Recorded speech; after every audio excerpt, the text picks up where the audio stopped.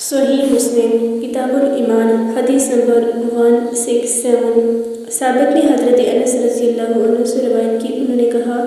رسول اللہ صلی اللہ علیہ وآلہ وسلم نے فرمایا، پھر اسی طرح بیان کیا جیسے سابقہ راویوں نے بیان کیا ہے، البتہ انہوں نے یہ الفاظ کہے اس کو پھر سے یہودی یا عیسائی ہو جانے سے آگ میں ڈالا جانا زیادہ پسند ہو۔ صحیح مسلم کتاب الایمان حدیث نمبر 168 اسماعیل بن عالیہ اور عبد الوارث دونوں نے عبد العزیز سے اور انہوں نے حضرت انس رضی اللہ عنہ سے روایت کی، انہوں نے کہا رسول اللہ صلی اللہ علیہ وآلہ وسلم نے فرمایا، کوئی بندہ اور عبد الوارث کی حدیث میں ہے، کوئی آدمی اس وقت تک مومن نہیں ہو سکتا جب تک میں اسے اس کے اہل وعیال مال اور سب لوگوں سے زیادہ محبوب نہ ہوں۔ صحیح مسلم کتاب الایمان حدیث نمبر 169 قتادہ نے حضرت انس بن مالک رضی اللہ عنہ سے روایت کی، انہوں نے کہا کہ رسول اللہ صلی اللہ علیہ وآلہ وسلم نے فرمایا، تم میں سے کوئی شخص اس وقت تک مومن نہیں ہو سکتا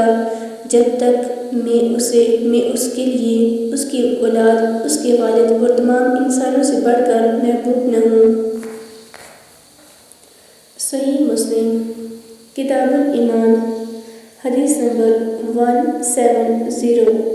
شعبہ نے کہا، میں نے قتادہ کو حضرت انس بن مالک رضی اللہ عنہ سے حدیث بیان کرتے ہوئے سنا، انہوں نے نبی کریم صلی اللہ علیہ وآلہ وسلم سے روایت کی کہ آپ صلی اللہ علیہ وآلہ وسلم نے فرمایا،